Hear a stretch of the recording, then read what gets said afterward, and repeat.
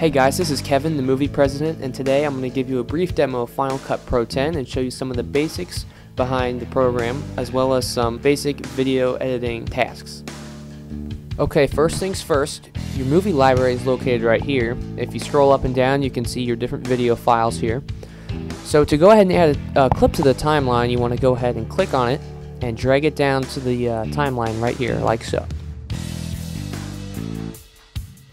You can preview your clip in the timeline by pressing the spacebar or the tipped over pyramid found right under the video player. Once you have your video in your timeline, there's a couple of things you're going to want to check out. Here is your volume control. As you can see, that is adjustable. Now let's move on to the organization and arrangement of video files. If you want to split one video file into two, go to Edit and select the Blade option. Clicking Blade will split your one video into two, with the head and tail ends adjacent to where your cursor is located. Another option you may consider using is the Trim Start or Trim End actions. Clicking Trim Start will shave off all video that lies behind the cursor, which will mark the beginning of your clip. Trim End is similar to Trim Start, except it has the opposite effect. It will cut all videos after the point you have selected. Now that we've covered basic trimming and splitting, let's move on to editing your videos together in the timeline. I'm going to show you an example of an easy angle change that you can do in just a few clicks. This clip was taken from our video Vagabond Vengeance. If you've seen the video, you'll understand what we're doing. If not, it's on my channel for your viewing pleasure. In the video, I cut from a close-up to a medium shot, then back to the close-up. To do this or any other change in video, you must find the point where you want the change to occur and click Blade, as explained before. Once you've made your cut, drag the next video clip and position it at the split between the two videos.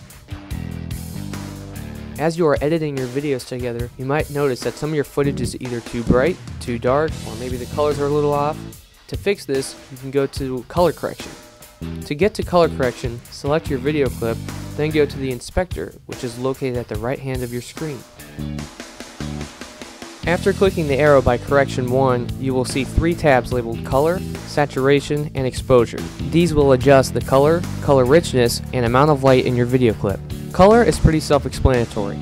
Any changes here will change the overall color of your clip.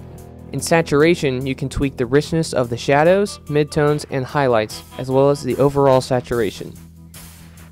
As you can see, adjusting the saturation levels will make the bright red in Chris's shirt less distracting from the rest of the colors within the frame. Now I will show you how to add sound files, such as sound effects and music, to your video. After you import the files to Final Cut Pro, you can find them in your movie library.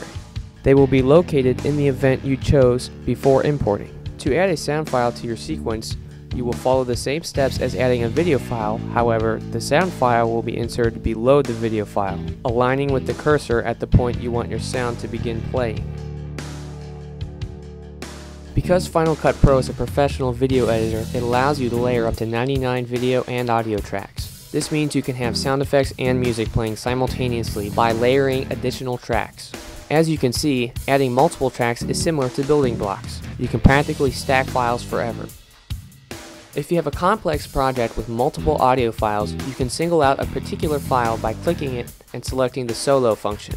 This will mute all of your other audio tracks, allowing you to hear how that file sounds alone, making it easier to determine if you need to make any adjustments. Because this is simply for convenience purposes, you can right-click again and click Remove from Soloed Clips to unmute your tracks, and easily bring it back by clicking Enable. To temporarily mute a sound file, you can right-click and select Disable to easily preview your video without that particular sound, and quickly and easily bring it back by clicking Enable.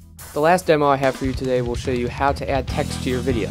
First, select the point in your video where you want the text to begin. For our purposes, we'll add a visual effect to a face jab. I didn't put this in the final video, but we can see what it looks like for fun. Once you're all queued up, go to the effects window and click on the giant T to display the titles. The possibilities are endless, but I'll just choose Dramatic. Drag your title above your video in the timeline.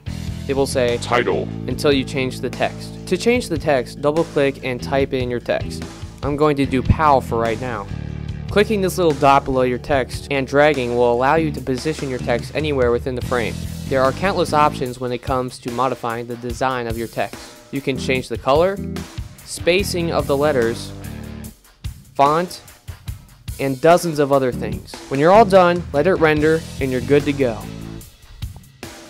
When you are all done editing, you will want to export your project into a video file. There are several ways to do this. You can upload directly to a website like Facebook, YouTube, or Vimeo. If you just want to export it as a file, select Export Movie. Here you have a number of export options to select. I typically use the current settings, but the choice is yours. Next, choose what will happen after you export and what you want to include in your video, video and audio, or video only. Then click Next. After you name your file, you can choose its destination and then click Save to export your movie. This concludes the basic video editing segment. Again, my name is Kevin, and I want to thank you for watching this tutorial and visiting The Movie President.